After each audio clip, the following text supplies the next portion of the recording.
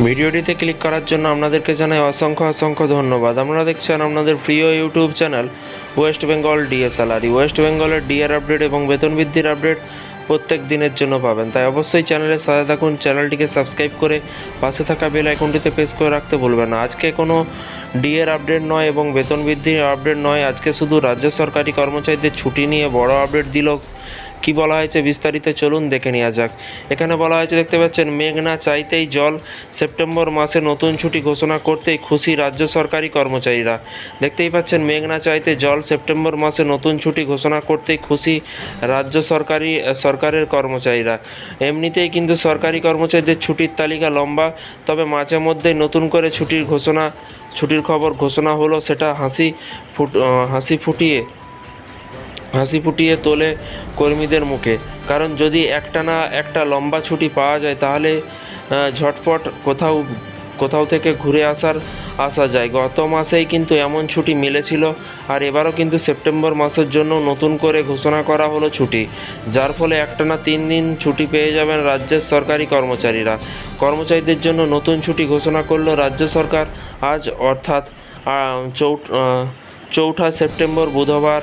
রাজ্য সরকারের তরফ থেকে কিন্তু নতুন ছুটির কথা কিন্তু ঘোষণা করা হলো। আগামী 14ই সেপ্টেম্বর করম পুজো উপলক্ষে রাজ্যের সমস্ত সরকারি অফিস থেকে শুরু করে সরকারের অধীনে থাকা অফিস, স্কুল, কলেজ বন্ধ থাকছে, যার ফলে একটানা প্রায় 3 দিন ছুটি পাওয়া যাবে। এমন একটা লম্বা উইকেন্ড পেলে কিন্তু স্বাভাবিকভাবে কিন্তু খুশি কর্মচারীদের সকলেই। ভাবছেন এতদিন ছুটিতে কিভাবে হচ্ছে বা লম্বা উইকেন্ড? আসলে 14ই সেপ্টেম্বর শনিবার, তাই 15 তারিখ রবিবার উপলক্ষে এমনিতেই কিন্তু ছুটি থাকবে। এরপর 16ই সেপ্টেম্বর ফতোয়া দোয়াজ এবং দাহাম উপলক্ষে কিন্তু সরকারি ছুটি থাকছে, তাই 14ই সেপ্টেম্বর এবং 16 পর্যন্ত 3 দিন লম্বা ছুটি পাওয়া যাবে। এই সময় একটা ছোটোখাটো ট্যুর প্ল্যান করে নেওয়া যেতেই পারে। আগেই করম পুজো উপলক্ষে ছুটি পাওয়া যেত ঠিকই, তবে সমস্ত সরকারি প্রতিষ্ঠান, স্কুল, কলেজ একেবারে পূর্ণ দিবস হতো না। যারা এই পুজো করতো সেই সমস্ত কর্মচারীদের জন্য ছুটি বরাদ্দ করা হতো।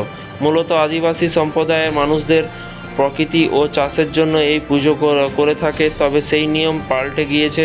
গত বছর করম পুজো উপলক্ষে ছুটি ঘোষণা করা হয়েছিল, তাই এবছরও ছুটি যে পাওয়া যাবে সেটা অনেকের কাছে কিন্তু প্রত্যাশিত ছিল, যদিও তারিখ নিয়ে নিশ্চিত ছিলেন না কেউ। এবারে কিন্তু প্রসঙ্গত ছুটি ঘোষণার পাশাপাশি রাজ্য সরকারের কর্মচারীদের জন্য আবার একটি সুখবর মিলেছে। বিগত সোমবারে অর্থ দপ্তরের তরফ থেকে জানানো হয়, মানসিক চিকিৎসা সংক্রান্ত খরচও কিন্তু দেয়া হবে সরকারের থেকে।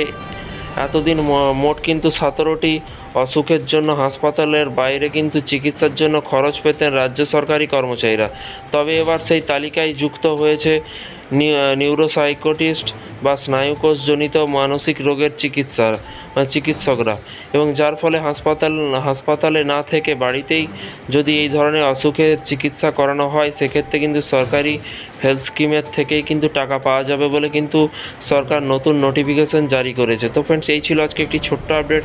এই ধরনের রাজ্য সরকারি কর্মচারীদের প্রতিদিনের লেটেস্ট আপডেট পেতে চ্যানেলটিকে সাবস্ক্রাইব করে পাশে থাকা বেল আইকনটিতে প্রেস করে রাখতে ভুলবেন না। ভালো থাকবেন, সুস্থ থাকবেন এবং নিজের খেয়াল রাখবেন। Thank you.